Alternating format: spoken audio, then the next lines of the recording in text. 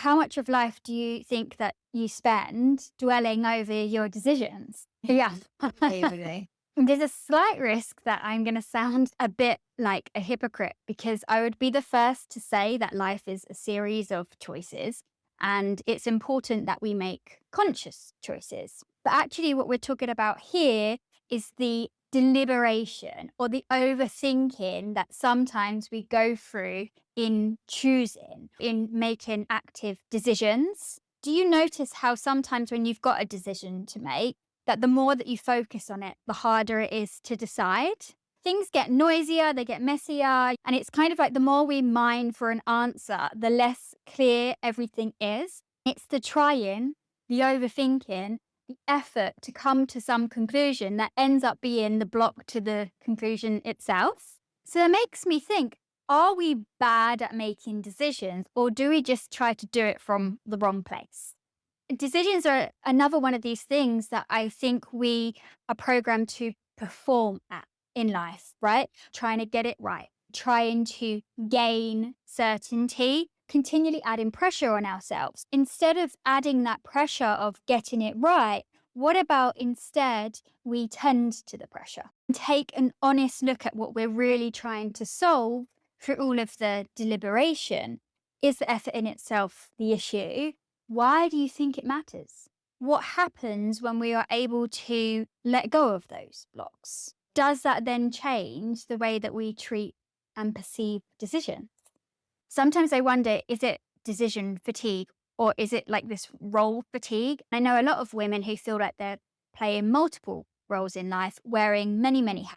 We're facing lots of decisions in our day jobs. Then we have to make decisions about our career paths, decisions that are associated to more traditional roles in our lives, like looking after the people around us. I know people with kids also feel they've got all the decisions to make for their kids. I think we can often feel a bit tired of being a grown up and having to face those burdens all the time. It's like you've absorbed a lot of other people's responsibilities and that drains your energy. You know how we joke that we'll go to chat GPT for everything? Often I don't think we're actually looking for answers. We're looking to feel encouraged and supported because those are the things that give a sensation of release, a release of that burden. It's like passing the responsibility on, yeah. And actually, it's funny, we must just trust a piece of AI to make the decision for us. So it's not really about the decision, it's about the feeling that comes with making the decision and, being seen and feeling like you've then earned this And it permission. Interestingly, after I make a decision, so really what I'm talking about here is something of mid importance. After I make a decision, after a lot of deliberation, I feel really liberated, like really excited. And actually, all of a sudden, the choice I've made doesn't really matter. And I know that's not going to be a shared experience for everyone because you get general worries in the world. So I know a lot of people then go on to worry about what their choice might bring. But for me, it's like it was never about the choice, it was the deliberation. And it's actually the absence of that deliberation that brings around an experience that maybe is even more than what the choice can bring. When it comes to the bigger stuff, I guess that weight sort of sits as a fear of not fulfilling the expectations that come with your roles and your responsibilities. This background noise of, I need to get this right. I think as soon as we step into this mindset of what's right or wrong in our decisions, that's where we run into issues. Society raised me as a robot and now I cannot stop optimizing. But the thing is your decisions are not a test. Most choices aren't a right or wrong option. Sure, there's being sensible to a certain extent. There's also massive challenging choices that we will face in life. But a lot of the decisions that we face, our life doesn't depend on it. They're just choices. They're just different collections of options. A lot of the time, you won't really know the difference or feel the difference in the result, right? You won't know any different. So you also have this like, could I do better mentality? Kind of like something in the back of your mind there always saying, oh, but could I do better? We feel that we need to take on loads of information, do loads of analysis, really deliberate over something because we want to optimize for the best result. We want to cover all bases. And we have lots of different options comparing them, adjusting. It's kind of all in vain because you can't please every part of yourself. We have different wants and needs that are going to change all the time. And often when I go traveling, if I've picked to go to somewhere in Europe, there will be some point very soon on that trip where I'm like, oh, I'm really missing the tropics. And the other way around, there's always going to be different parts that are satisfied by certain decisions and other parts that are satisfied by other decisions. So I don't think there's one best decision. And us trying to optimize all of these different choices and come out with a best result is a real kind of performance mentality. With all of the analysis comes the predictions, trying to control for all of the unknowns. And that can cause a lot of inner conflict. I see perfectionism as trying to secure a future result at a high cost of the present. Through all of this control, do we miss out on the best bits that change and uncertainty have to offer? I have a control freak inside of me that would want to visit every corner in the world before I decide where to live. But what reality would that leave me with in the process? How much are you sacrificing now for a future result that's not guaranteed? It's helpful to start to perhaps see decisions as experiences rather than things we have to perform at to get right. If we can't help but obsess about it, then maybe we should be paying attention to what we're hoping our decision will actually bring. I think that's a lot about something that we're experiencing right now. Your decisions are not going to save you most of the time. Very interesting how my decisions become a lot easier when I'm feeling fuller. It's like there's less of a need for the result to bring something that compensates for what I'm feeling now. So is our decision, our deliberation a lot about pain that we're feeling right now? And ironically, as we've said, the deliberation is adding to the pain. If you find yourself in a really difficult position, see a lot of people in difficult positions that are perhaps have been in that position for a long time and they're thinking about whether to move away from it. But through that decision, they're then thinking about the next steps and the next steps after that. And actually, if you're in that position, just moving away is often beneficial.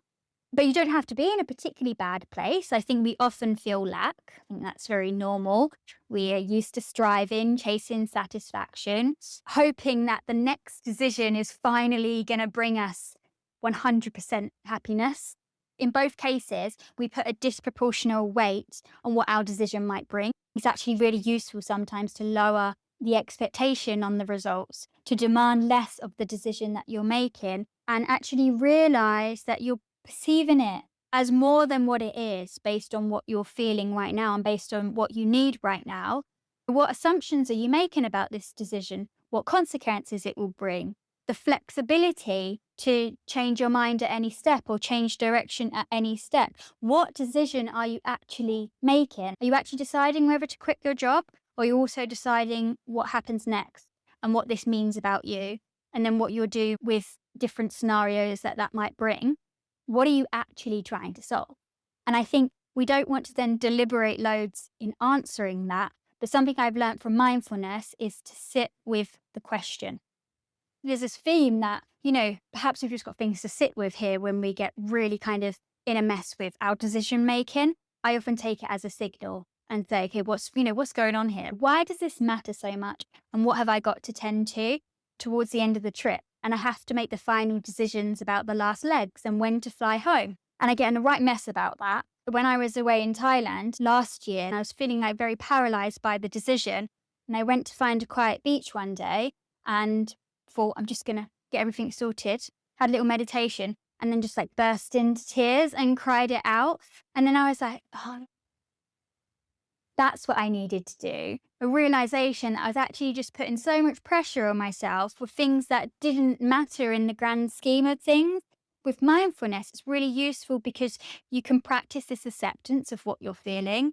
It can grow into gratitude and real presence in being in the now. And I think that takes away the pressure of the future.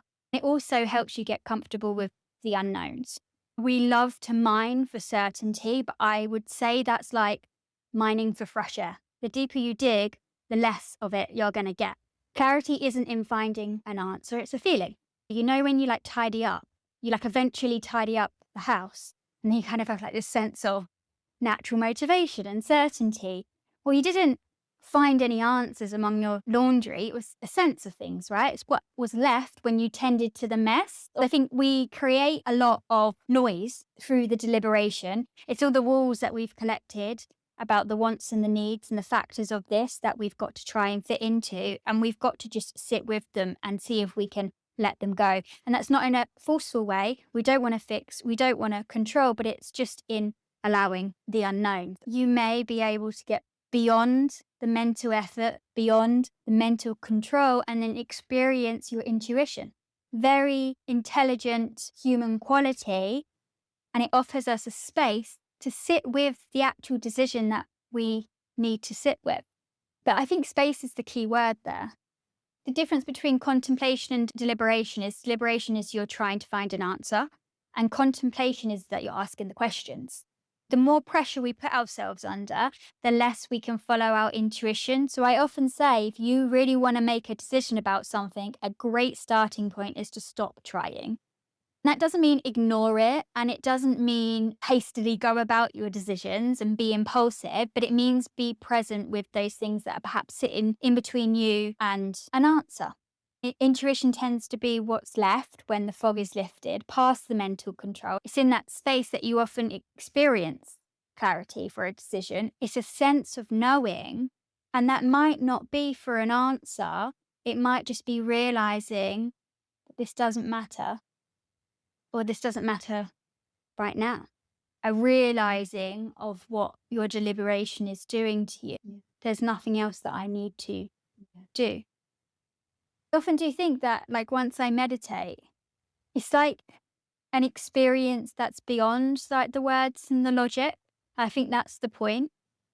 If we can find this space, and it is where we make our decisions from, but the point is that we don't make. So it can only really be practiced for people to understand it, but we try.